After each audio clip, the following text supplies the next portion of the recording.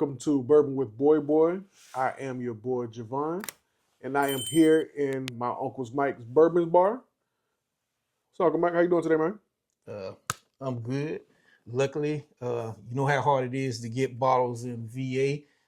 I got lucky, got this year's release of the Old Forster 1924. And that's what we're bringing to you today. We're going to actually compare this year's 1924 to 25 1924, and we have something a little special for you. This is an early birthday gift to myself. Well, when you see this video, it's gonna be a late birthday gift. But I actually was able to get my hands on a King of Kentucky Small Batch Batch 2. So we're just going to give you a review and our takes on these three bottles. Now, coming out, the hype has been so high on the 26 1924. They're saying that it's way more flavorful than last year's batch. So we're just going to see how true that is. When it comes to the KOK, though, there has been a lot of hate and a lot of people upset with the small batch. If you don't know, King of Kentucky is like one of the biggest unicorns in the bourbon community. It's a bottle that is absolutely hard to get. Typically, when they do a release, you may get 100 bottles. I think the highest I've seen was 300 bottles from a release. They're all single barrels, but they are said to be some of the best bourbon that you can get your hands on. MSRP is about $400 to $500, and secondary, you're going to find prices in that $1,000 price range. You lucky if you found it went for $1,000. Yeah, They typically run around $2,000. A friend of mine has got one last week, and he was ecstatic. He paid $1,400 for that's it. crazy.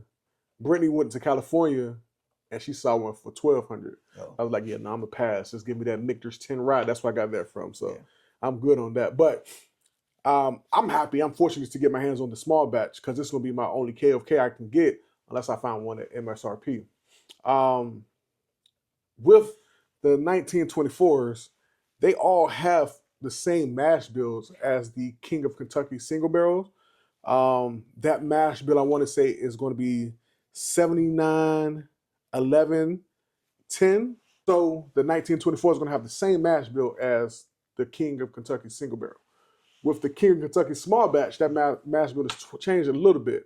It's going to go 75% corn, 15% rye, 10% barley, malted barley.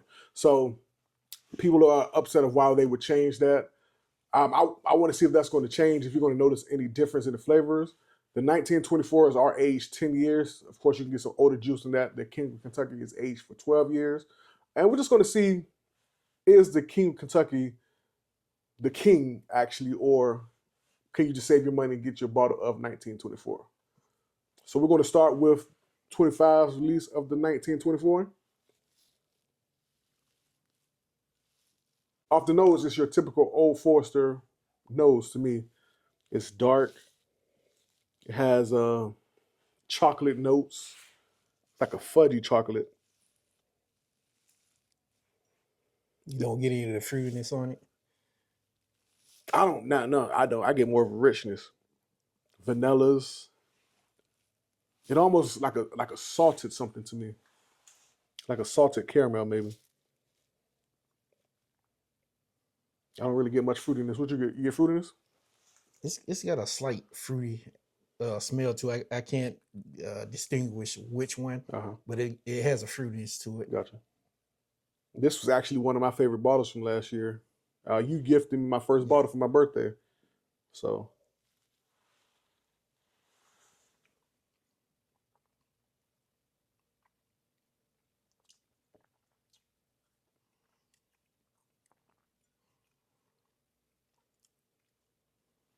just as good as I remember. There's a boy, the legs on that. I don't know if y'all can see that, but the legs are just dripping down. There's a char oak aspect to it. It's not tannic though, sweet, sweet char. Get some vanilla.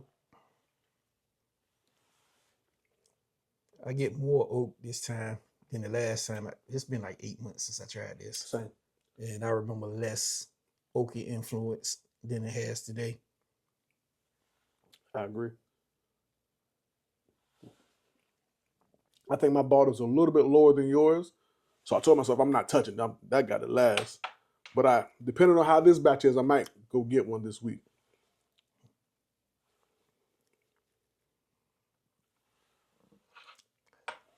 Let me get that water over here. Mm-hmm. They'll be so close. I don't want to get it mixed up. Right. Yeah, so like you said, I'm getting a lot of the oak impact that I don't remember getting. I get some vanilla. So far from the first couple of sips, the nose does not match the palate. It's still good. I agree. If the palate tasted like the nose, I would like it a lot better. It's got a killer nose, but the palate doesn't match. Yeah. And for me, this is my first sip of the day, so I'm gonna save some just to come back around to it. All of these, the 1924s are going to be about 100 proof. The KOK is going to be 107 proof, so they're all close and similar. So I'm going to do another pass through just to see how they go. So this is going to be the 26 release. This tastes just slightly, nose slightly sweeter than the last year's release.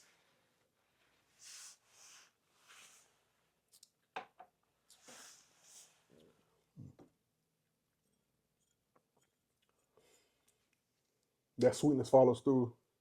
This one, it's a slight oakiness at the finish, but in the beginning, the finish has got a little bittery though. But I taste it. The bitterness. Yeah. In the opening, it is sweet, caramel, rich brown sugar. That's what burnt brown sugar. You know what? The finish. I'm used to the sweet brown sugar, and this tastes burnt. Yeah. That's the difference. Yeah. You're right. It's like a burnt brown sugar. If you hadn't said it, I wouldn't have picked that out.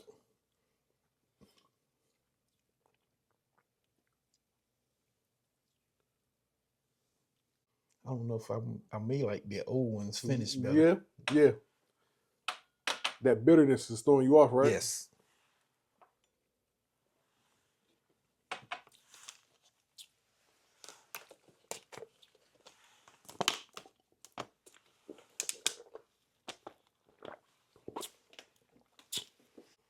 Man, I'm a little disappointed.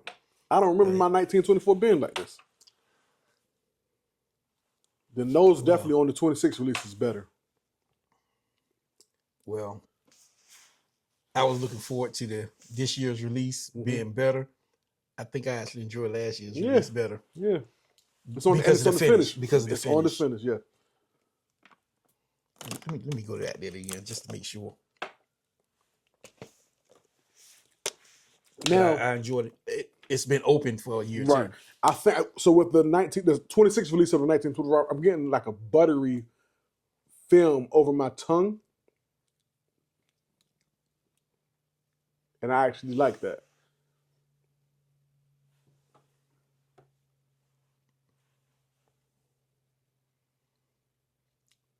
The finish mellows out a little bit. Go back to it again. That'll be a hard one.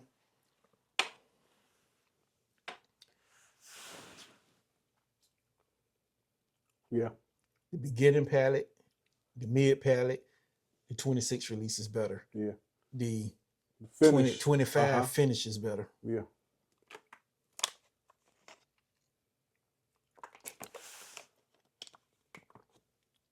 And how much you pay for this? 100 and what? 119. 119. I wouldn't be mad if they dropped prices just a little bit, but I'm gonna say that for the end. I'm gonna save that for the end. I'm gonna jump to the KOK.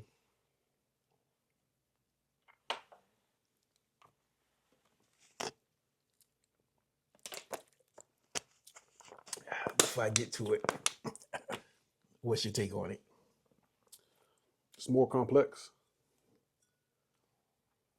It is more complex.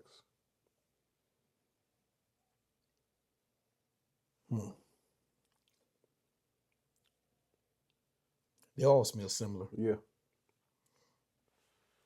If we was to do a blind on these, I make a bet that you couldn't figure out which one's which. Let me blind you at the end. This tastes more like the 26 release. This got, let me try this again. Mm-hmm.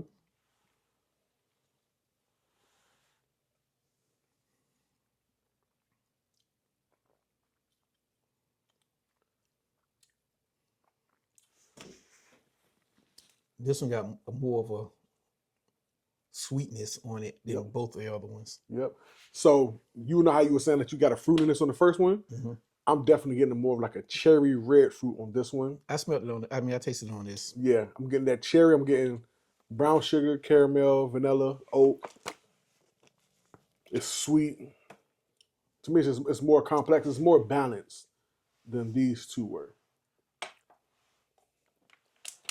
And it's more pronounced flavoring than these two were. Going back to the 2026 release, 1924. You smell it. You smell that caramel. It's sticking out. Yeah, yeah.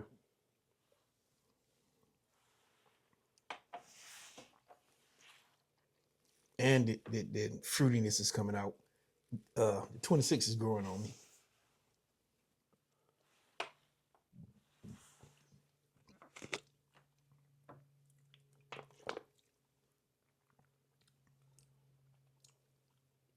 The 25 is losing me.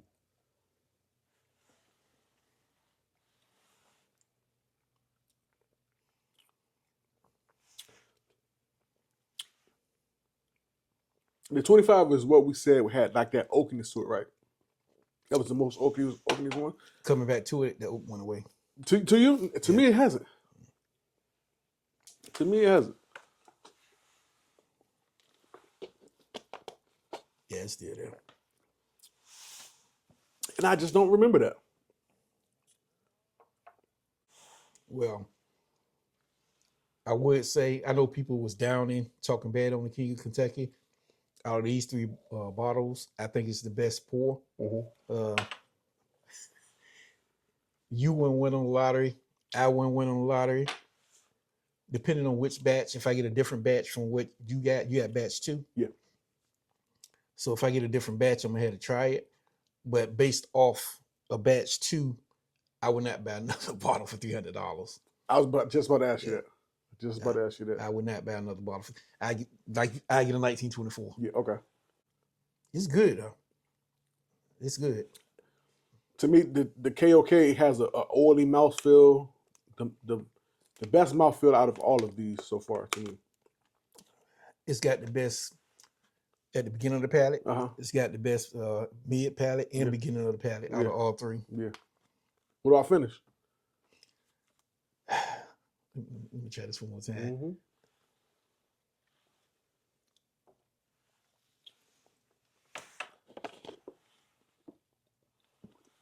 It may have the best finish too, because it's not as oaky. Yeah, not at all. Not at all. And you can still taste it almost go to a cherry on the mid palate towards the end. On the other ones, I say fruity, but you can taste the cherry in the King of Kentucky. Mm-hmm. Yeah. So, question to you: Yeah.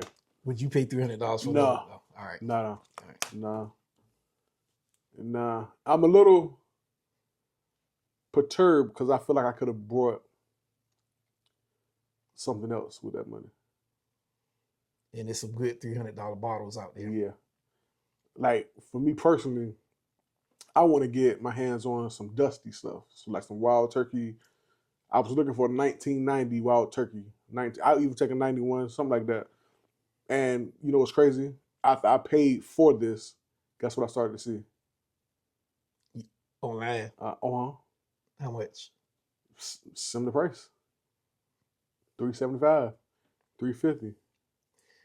Maybe if I get the same batch, I won't open it. Maybe I'm able to make a trade. Yeah. Cause it's good. Let's give it a ranking. Let's give it a ranking. What would you rank the 1924 release? On a scale of 1 to 10, I've had some good pours.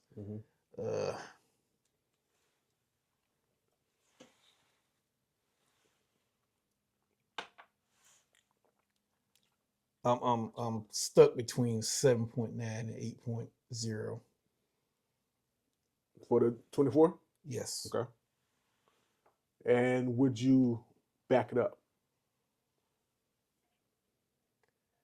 It's too late to ask me that question because I already backed it up. But if I would have tried it, because I got both bottles, I bought both before I even opened one. Mhm. But if I would have bought one bottle first and tried it, I think I still would have backed it up. Yeah. Yeah. Because it's only 119. Yeah. But on the other hand, the King of Kentucky is $300. That's a hard no. Gotcha. So for the 1924-26 release, I'm going to give it about a 7.7. It's definitely one of my favorite profiles from Old Forester. Solid all around. It's good. I think it's slightly better side by side than the 25 release. But am I sold to go spend $120, $130 tomorrow to get one? I am not sold. So I am not sold. how would you compare just based off of memory? Yeah. 1910, 1920. How would you compare the 1924-26 release? That's hard. Okay. The 1910 does not have the I'm not gonna say that. The 1910 from memory, it has a good flavor, but I think that also when the last time I tried it, the oakiness was more pronounced there as well, right? I think the 1910 is an easy sipper. It's a casual sipper, and for that price point, I would definitely buy that before I bought this right now. Just because that's like what, $50, $60? It's up in the 60, Yeah, 60, 65 yeah. range. Now I can't remember the 1920. Now I think the 1920 had more flavor because it had more of a fruitiness to it, and it has more proof. Right. I think that flavor was way more balanced than what this is right now. This is I don't want to say lackluster. This is off of Fresh Crack, but in my head, I'm going to traditional Jack Daniels flavors like that butterscotch, the brown sugar. The brown sugar is there, but it's not as pronounced as I would like it to be. I'm missing the buttery aspect. I do get that from the KOK though, like that buttery mouthfeel. I get that from the KOK. So it's cool. It's cool. So King of Kentucky, 12 year. If you were able to get that for $175, Absolutely. all right, Absolutely. I'm on the same page. Absolutely. If it wasn't overpriced, yeah, I would back it up all day long. And I think that's dumb. That's ridiculous for Brown-Forman to release this at $300 when you get King of Kentucky single barrels for $400, and from what everyone says, that's like 10 times better than this. And in the past, the King of Kentucky was 300 plus. It was close to the price of that. Right. So Right. I think everybody was looking for the 150, Right. 175. Yes. It should not be $300. And if it was at that price point, it's a buy. I would get a backup of that. Yeah. I would get a backup because it's good. That's really, like, out of the three, to me, that's the best one. I would give this a ranking of like an 8.2. I agree. To me, I think the nose is great. I think it has the best nose out of all three. I think overall it's the best complex bottle out of all three. It's solid. Great mouthfeel. And I'm anxious to see as that open up. Right. How's it going to fare? Right. It might open up well. Right. I don't think you answered that. What would you rank the King of Kentucky? I get it about an 8.2. Mm-hmm. It is better than both of these bottles. Yeah. For the price point, don't get me wrong, I would definitely buy this. If I had the option and I go to a store right now and I see King Kentucky Small Batch and I already have one and the 1924, I would gravitate more towards the 1924 just to save money. Just to save money because I already have this. I'm not going to buy another one of this over the 1924. Not at all. Not even close. Yeah, and I do think that the 26 edition of 1924 is better than the 25 edition. That one is hard for me. Yeah, I do think that. All right, I agree. Because the 25, the oak influence is, at first it was okay, and I tolerated it. I'm like, okay, it's 10 years old. I can tolerate the oak. But when you take the 2026 release, it has less oak influence. Yeah. So this is the way that it should have Yeah, been. yeah. Go try that KOK right quick. I think as it sits and opens up more, it gets better.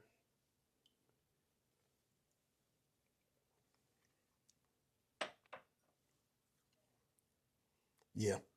You remember I said the mid palate to the end palate, you get that cherry, it's even more pronounced off that silk. Yeah, that's the best, well-balanced, complex out of all three.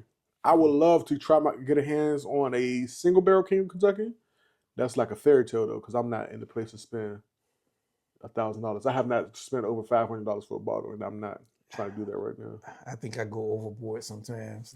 If I ran into one for $1,200, I probably would pull the trigger just to see. I ain't mad at you. Like, if I had, now, let's say for instance, I was going out of town, like, you know how I go to Jacksonville every year, and I could plan to put money to the side for it. Would I do that? Probably. If I can save some money to the side for a little big spend, I probably would. But yeah, just to see it in, like, nah, I'm straight. I'm good. Yeah, but for anybody that's never tried the 1924, somebody that's never tried the King of Kentucky 12-year, all great pours. All great pours. If you want to see what a KOK tastes like or what it's similar to, I think a 1924 is a great introduction to that. I think this is more balanced than this is right now, but I think this is a great introduction. They're very similar noses. This is the best nose, second best, the worst nose out of three, but it's still great noses. I think if you got your hands on the 1924, you should be very happy and excited that you have that, because it is good. Like, it's no slouch whatsoever. We're just being nitpickers and figuring out who's going to be the actual king out of the three. And with that being said, to me, King of Kentucky Small Batch, Batch 2, reigns supreme. I agree. Minus the price. Well, yeah. Price to the side. When I do reviews, I don't even think about pricing. I think about the flavor first, right? I think about the flavor first, because you can get a bottle of like an everyday shelfer for like $60 and put this on the table with these. It's going to be lackluster. It's not going to compare. Now, I will say, what is it? I went back to this bottle that I opened last year, $25 bottle, and I truly believe it will hold its own against some high dollar bottle, and that's the early times. I tried it the other day, and I'm like, you trying to grab it? Huh? You want to grab it? You'll pause this? Yeah. All right, because I tried it the other day, and I was like, whoa. Yeah, and we can compare, because that has the same mash bill. Didn't know that. Yeah, so the KOK, the 1924, and the early time all have the same mash bill. The early times, all I can say that's is one of my favorite budget pours. It was good when I initially tried it, but when I tried it again and it's been sitting there for a while, I was like, whoa. All right, y'all. If y'all made it this far, I appreciate you. Thank you. And I'm asking you to please like, share, and comment so that we can grow our community in the bourbon world. Right? You made it this far. We appreciate you for taking the time to do so. And let me know if you had the King of Kentucky, if you had the 1924, what's your thoughts? If you've had a King of Kentucky single barrel, let me know just how good it is. What would you rank that in all the unicorns of bourbon? Until next time, y'all. Cheers.